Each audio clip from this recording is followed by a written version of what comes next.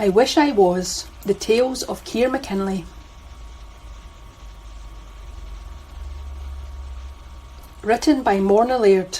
Meditation by Martin Stepek. I wish I was a duck.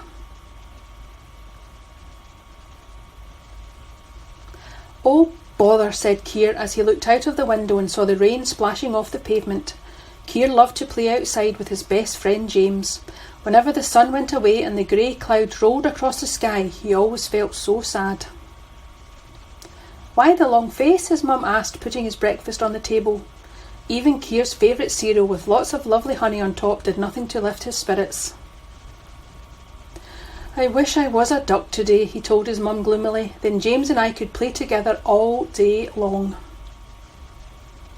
Why don't we pick James up and we can take some bread to the park to feed the ducks? Asked Keir's mum. We can see how much fun they're having in the rain. After breakfast, Keir put on his waterproof jacket and Wellington boots and walked to the park with his mum and his best friend James. When they reached the park, Keir saw lots of boys and girls wearing brightly coloured jackets and Wellington boots, running around laughing and playing. The rain certainly didn't seem to be spoiling their fun, he thought.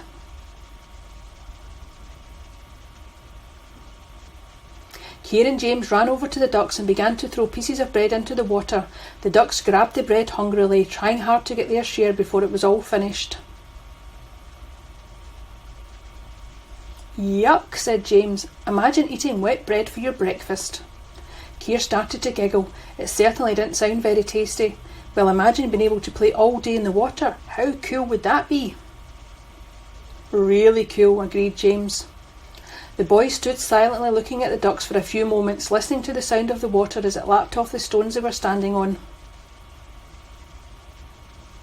Although, have you ever seen a duck playing football? Keir asked James. James started to laugh as a picture of a duck wearing football boots and trying to score a goal popped into his head. At that, the two boys ran as fast as they could towards the grass to kick their ball about. The grass was full of puddles and their Wellington boots made lovely plopping noises as they ran through big patches of mud to reach the goals.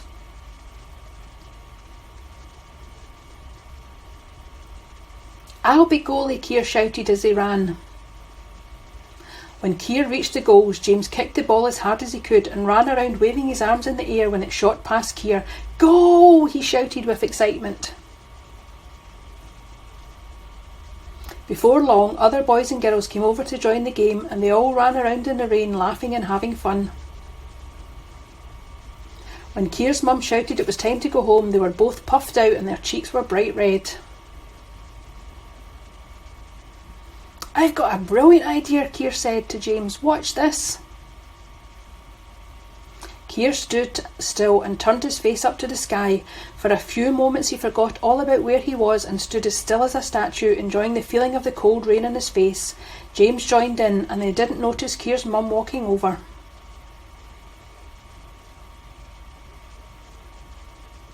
That seemed like a lot of fun, she said. It was brilliant, said Keir. I loved splashing in the puddles with my Wellingtons and hearing the noise they made when I pulled them out of the mud.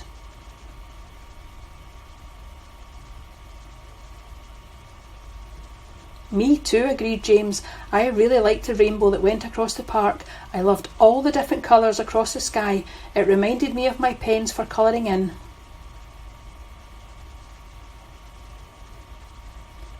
My favourite was the cold rain on my face when it was too hot from playing football, Keir said, and James nodded in agreement.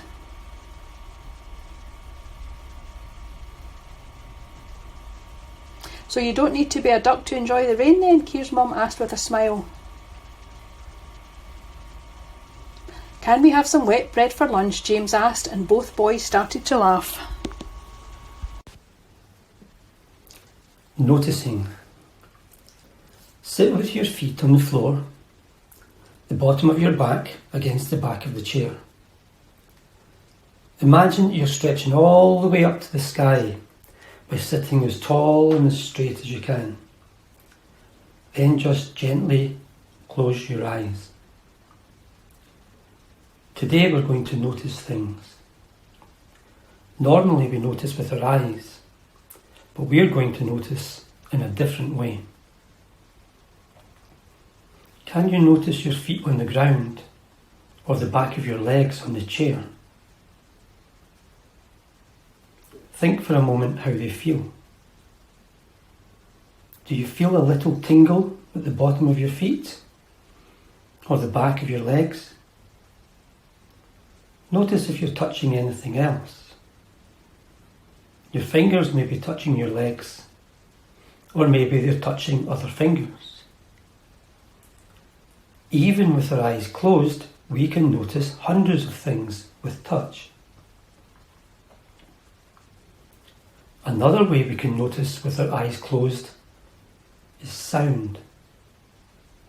Gently pay attention and start to notice what you can actually hear just now. You might find that there are some sounds you weren't aware of. Maybe you can even hear your own breathing. What else can you hear right now? Try to notice sounds too when you're outdoors. When you go for a walk, you can often hear the birds sing songs. Sometimes you can hear the wind go through the trees and rustle the leaves. They're really nice sounds and can make you smile. You can become happy just by noticing sounds. When we practice trying to notice what we hear, what we touch, what we taste, what we smell, and what we see, we can start to enjoy hundreds of things that we didn't realise were there before, or that we didn't fully notice. So try to learn to fully notice things. Notice things you see. Notice things you hear. Notice things you touch. Notice things you smell. Notice things you taste. And most importantly, enjoy noticing things. Now, gently, when you're ready, open your eyes.